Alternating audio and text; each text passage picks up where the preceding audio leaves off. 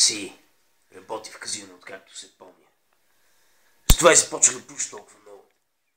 Знаеш, цигарите понякога убиват скуката. Малка шега. Между залагащите.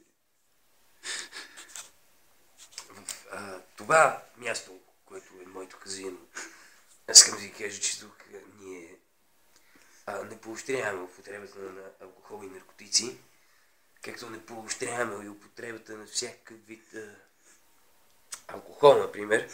Също така при нас и хазарта е забранен. Значи в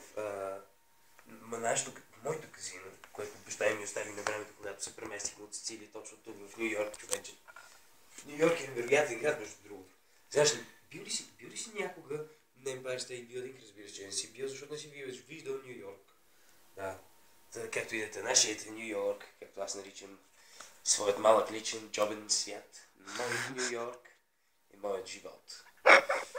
Ню Йорк and Broadway and Gamble. Не, че съм се родил в тази държава, аз дори не съм нейн поданник. Аз избягах от Мексико преди време, защото президентът Буш ми беше обещал едно по-добро съществуване в The United States of America.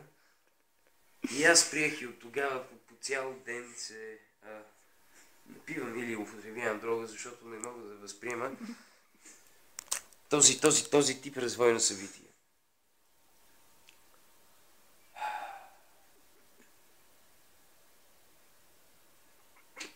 I was made for loving you, baby. You was made for loving me. The only way of loving me, baby, is to be a lovely bee. Браво! All you need is love. All you need is love. All you need is love.